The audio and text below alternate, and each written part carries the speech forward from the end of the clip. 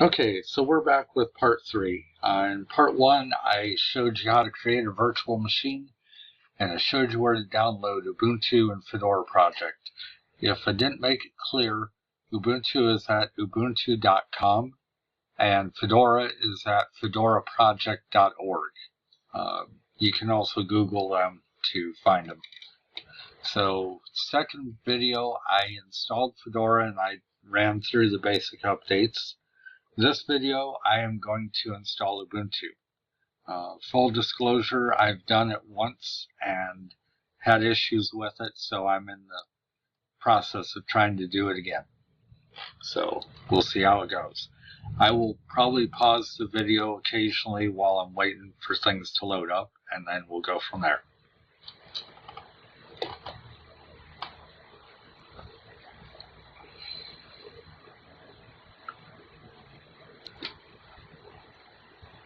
Okay, so we're going to see if the installer will start this time. It's been hit or miss, so if it starts, you get to hear some pretty music.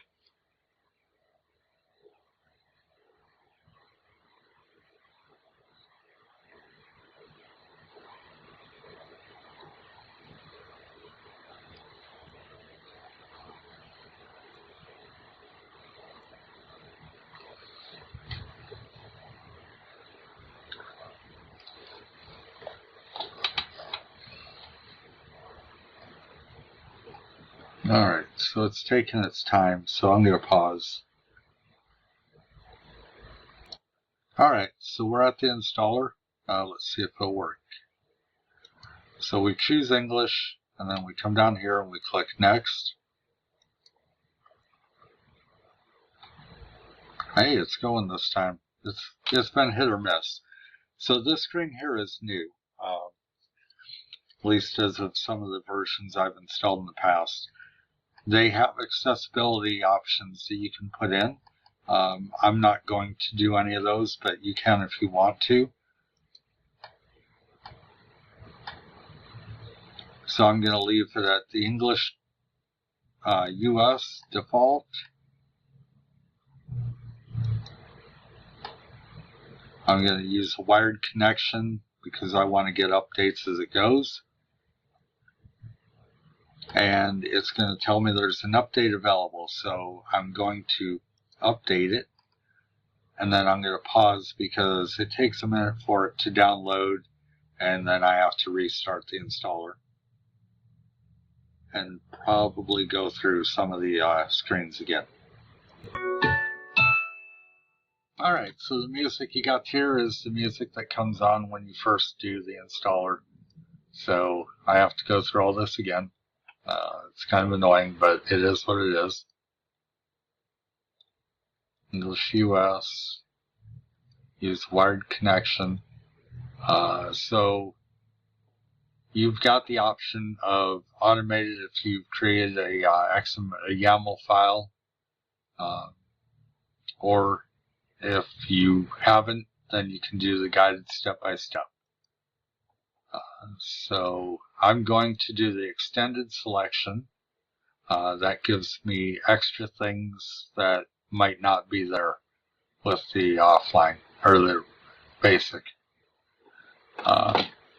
In Fedora, there was the option of third-party repositories. That's what these are. So if you want certain codecs or things like that, NVIDIA drivers, things like that, then you have to add these. If you want a purely GNU specific version, then you don't do that.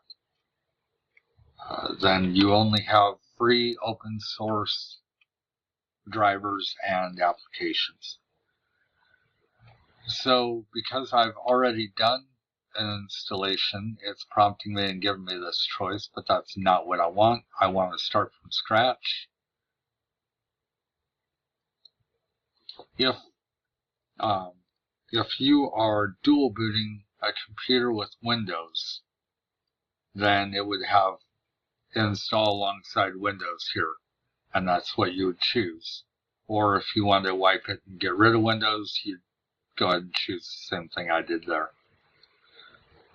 So I'm going to type my name.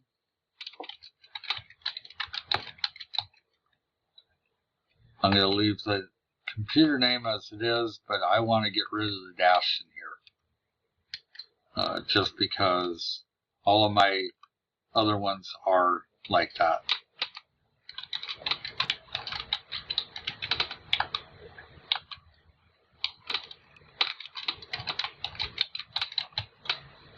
They used to have a generator. They don't anymore. It was nice. Okay.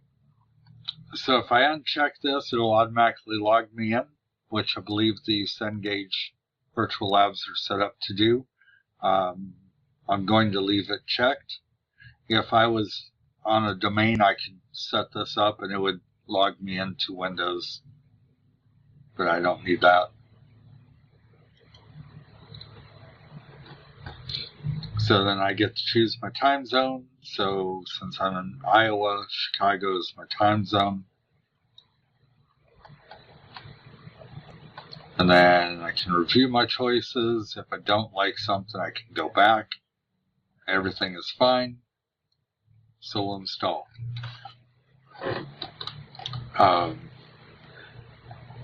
So I'm going to go through this real quick. So they've got this little slideshow that you can watch or read. And it doesn't want to go yet.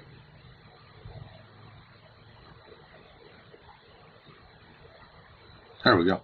Okay, so they're showing you all the applications needs. So you got Spotify, Shout, or Shotcut, Telegram, Nextcloud, Zoom, all the things that you might end up using.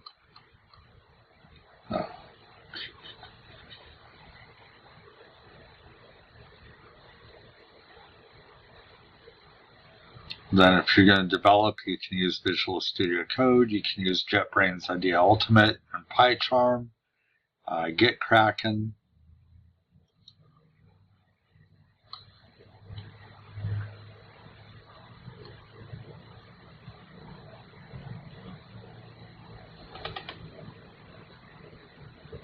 And it's taking its sweet time.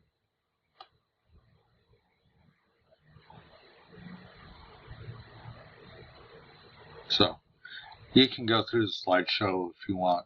One thing at the end, it gives you links to different support aspects. So the community edition, which is the free that you're getting now. They're showing you different animation designers, things you can do. So as I was saying, with the community, it's all free support, so like forums and Discord and knowledge base. You can also pay for Ubuntu Pro, which would be the enterprise support. So where Fedora was the Red Hat free version, Red Hat Enterprise Linux was their paid support version. It's the same principle, it's just the name is different. So what you're paying for is software as a service or support. You get the same software regardless. It's just that you get support with it. On this screen, they're showing different things. So Firefox, WireGuard is a VPN. Brave is a browser like Firefox. The difference is it does not have any tracking like cookies or ads. It blocks those by default.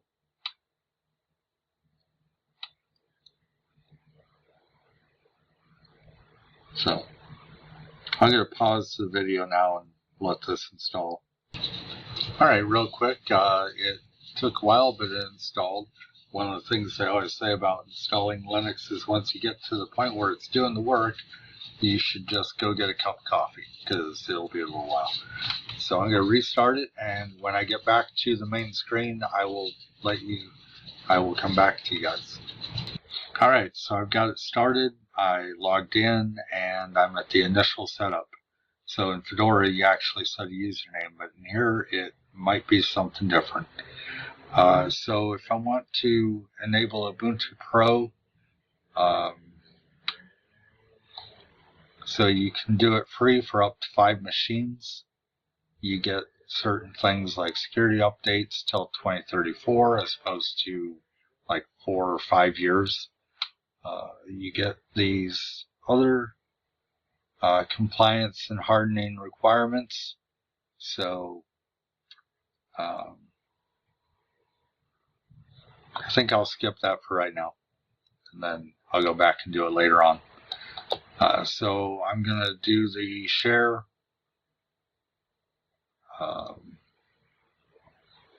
And then the App Center gets you started with other applications, so really wasn't anything to that. Now, in Linux, you can do things like Control, Alt, and T. Okay, so in Linux, if you do things like Control, Alt, F2, or 3, 4, 5, 6, takes you to a TTY window. Control, Alt, T opens the terminal in your command line, or in your main desktop, which is what I have here. So what I'm going to do is I'm going to do sudo apt update and sudo apt upgrade -y. It's going to prompt me for my password, and then it's going to check for updates, and because I said upgrade -y, it's going to automatically download and upgrade the system. So I'm going to pause while it's going through all that.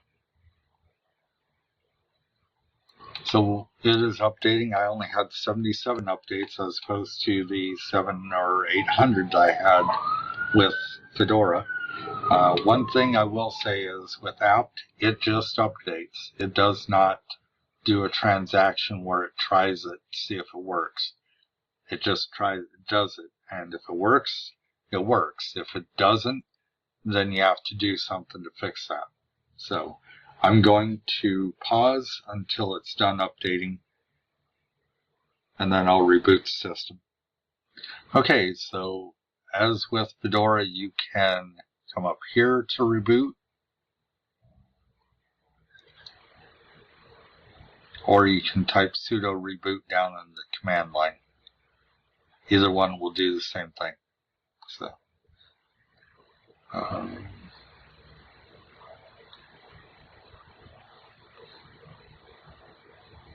and with that, with the reboot, I am running the latest kernel or latest updates that Ubuntu has. So in chapter, well, I'll do a part 4 where I'll do some of the basic commands and the rest of chapter 2. So until then,